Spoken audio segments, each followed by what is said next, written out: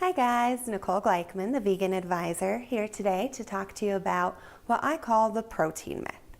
So if you have gone vegan or you're about to go vegan, the most likely thing that you're going to hear from people is, well then how do you get enough protein? And the first thing I want to go over is just to make it very, very clear that unless you are not eating enough calories, it is close to impossible to not be getting enough protein. So if you actually look at the United States population as a whole, about 3% of the US is deficient in protein. And these are not the vegans and vegetarians. These are more people that have things such as eating disorders where they are not getting enough calories whatsoever. So you might be thinking, okay, well then how much is it that we actually need? And that is, interestingly enough, a very hotly debated subject.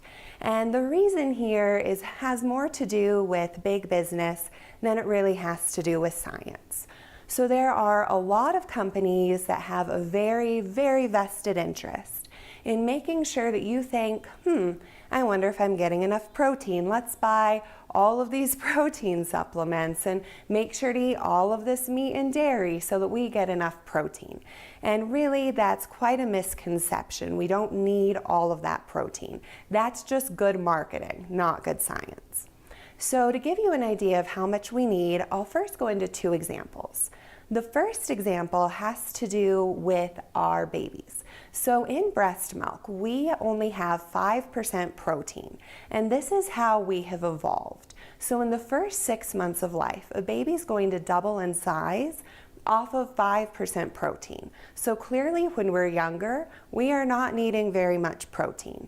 Now the next logical question is, does this need increase as we get older? And for an example here, I'm going to talk about the Okinawans in Japan.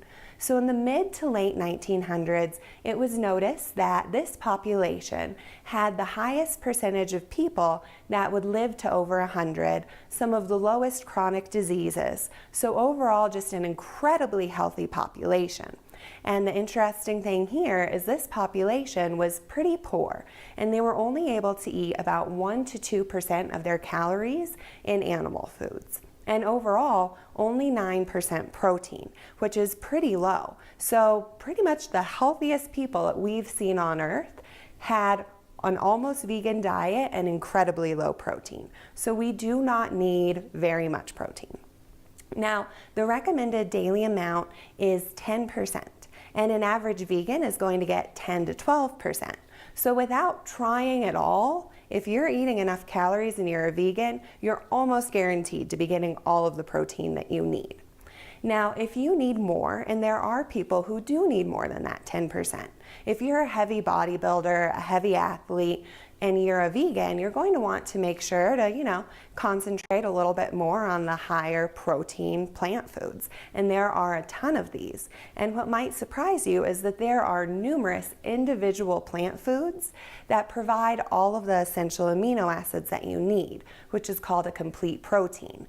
And so these include soy, quinoa, hemp seed, chia seed, nutritional yeast, and this is only some of them. And then there are even more combinations that are really common, like rice and beans, that offer this complete protein. So you don't have to work hard at all to get all of the protein you need, even if you are an athlete that's building muscle every single day. Now, if you're still not convinced, I'm just going to go over a slideshow of some of the numerous successful vegan athletes.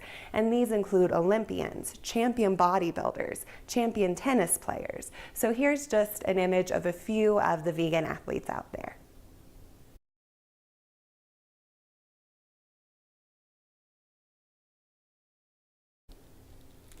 So clearly you can grow big and strong with only vegan foods and no animal foods.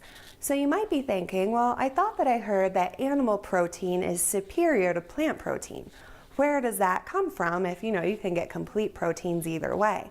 And that comes from a long, long time ago when we figured out that humans grew faster when eating animal protein as compared to plant protein. And at that time, we assumed faster is better.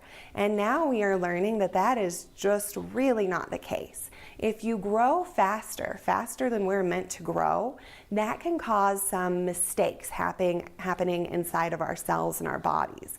And this faster growth can lead to cancer growth.